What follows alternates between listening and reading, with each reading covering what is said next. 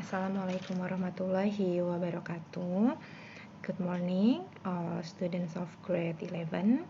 Okay, today and this morning we will have new material. It will be about poem. Okay, but I will explain to you the differences between poem, poetry, and also prose.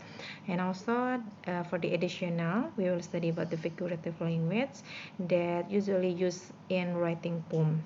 Yeah. And then we will study about this material for 4 meetings. And now I will share to you about the material of Microsoft Word content. I'm sorry I didn't make any PowerPoint because I think it's better to explain that something you have also. It's about the Microsoft Word's contents. Let me show you.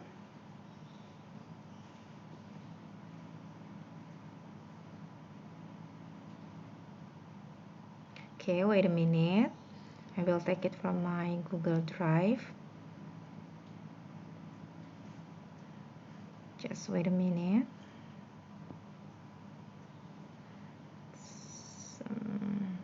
This one. Okay.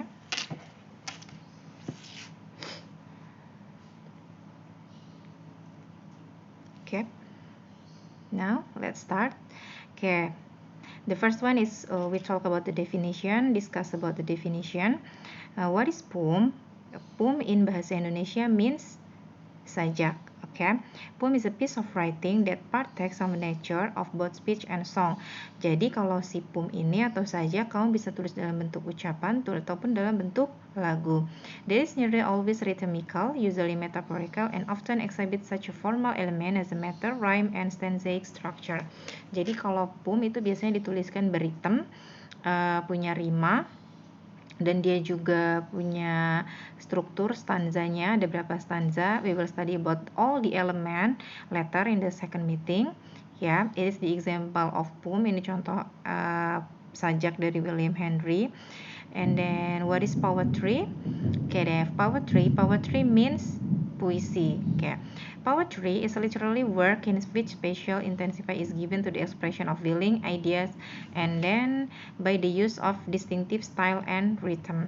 Jadi kalau poetry itu biasanya dia akan lebih mengekspresikan rasa dan ide, ya. Jadi tidak terlalu menggunakan meter or maybe stanzaic structure, karena kalau puisi dia menggunakan style, gaya dan ritme yang berbeda dan ritmis yang berbeda. Okay, now we talk about the figurative language or figure of speech. Nah, for this one, yang bagian ini kamu harus perhatikan baik-baik because your exercise will be related to the figurative language and figure of speech. Okay. Most of people feel that the need for richer and more colorful statement in order to present their ideas with greater force. Jadi biasanya kenapa orang menggunakan gaya bahasa atau majas or in English figurative language or figure of speech itu karena mereka ingin memberi pernyataan-pernyataan dalam sajak mereka itu lebih bermakna atau lebih berwarna. Such language is called figurative language. Nah, inilah yang disebut gaya bahasa kalau dalam bahasa Indonesia. The way of making language figurative are called figure of speech. Nah, figure of language is one of the important element in making a poem. Jadi kalau kamu buat sajak tidak menggunakan figurative language or figure of speech, maka biasanya sajak yang kita buat itu akan terlihat datar atau biasa saja, ya. The first figurative language ini adalah jenis gaya bahasa yang pertama, personification. Maybe in bahasa Indonesia you ever heard before. Personifikasi, ya, mengandaikan benda mati atau benda selain manusia hidup atau melakukan hal-hal yang bisa dilakukan manusia. Or from the definition here, personification is figure of speech that gives human form, power, or feeling to animals, object, or idea. It makes things appear like a person. Nah, jadi kita mengandaikan benda selain manusia itu punya kekuatan, bentuk, perasaan seperti manusia. Jadi dia nampak seperti manusia. For example, the wind whisper. Angin berbisik, atau the snowflakes dance in the wind. Hujan turun, not hujan, I'm sorry.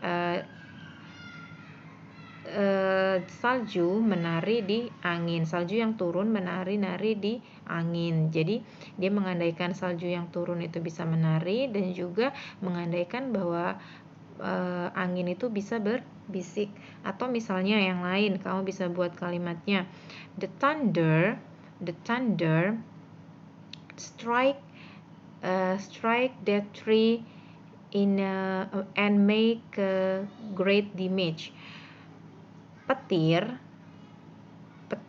ya, atau gemuruh menghantam pohon dan menyebabkan kerusakan yang besar. Ini kan nggak mungkin kan kalau ini menghantam, jadi seolahkan seperti menghantam gitu.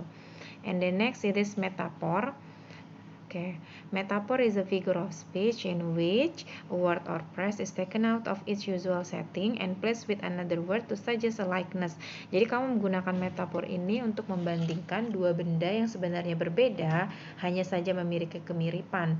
Ya, jadi metaphor comparing two things that are not alike to suggest that they actually have something in common. Jadi mereka punya sesuatu yang umum yang sama, lalu kalian bandingkan. Time is a thief. Waktu seperti pencuri. Or her hair was silk. Rambutnya seperti sutra. My love is a red rose. Cinta saya semerah mawar merah. Atau misalnya kamu bilang, my father is a king. My father is a king in my house. Ayah saya seperti raja di rumah saya. Padahal ayahnya bukan raja gitu. Ya. Atau misalnya kamu buat kalimat yang lain. Lydia face is round moon. Wajahnya Lydia bulat sebulat bulan gitu.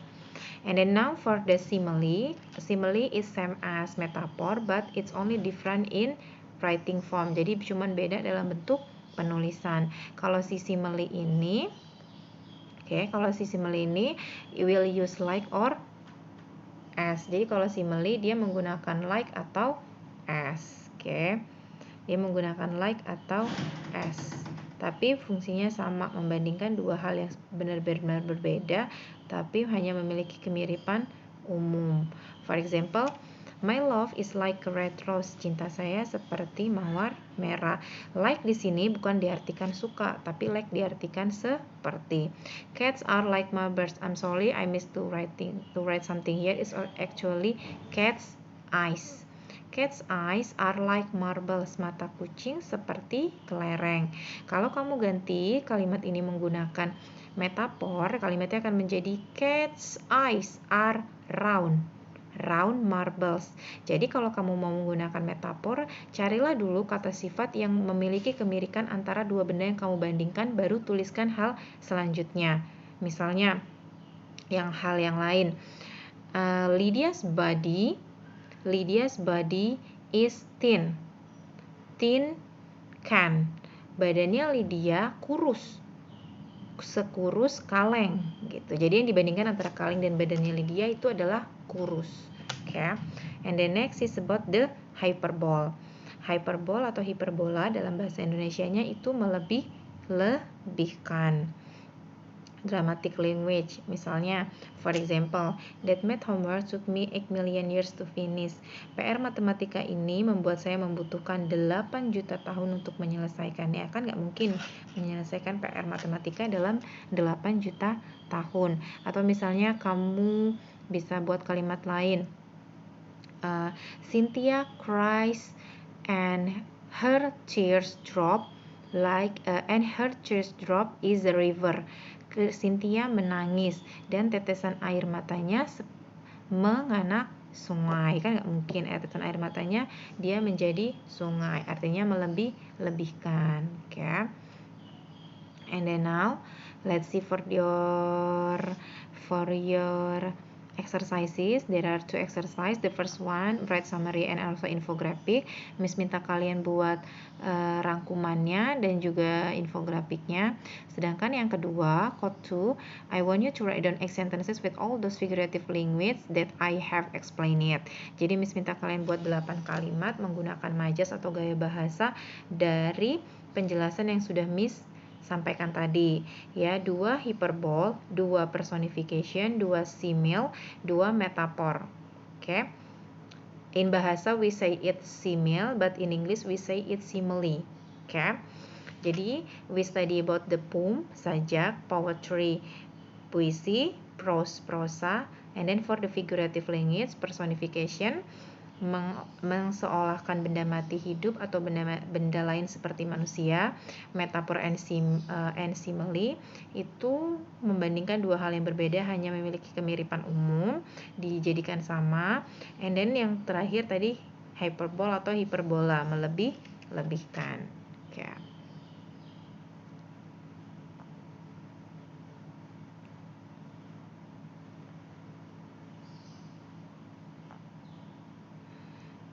Okay, I think that's all my explanation for our first meeting. You will study about poem in 4 meetings, and next meeting we will study about the basic element of poem and also how to write a poem in a good structure. But for today you will only study about the definition and also about the figurative language. Do your exercise carefully and correctly. Don't forget submit it on time. And then thank you for your attention. Assalamualaikum warahmatullahi wabarakatuh.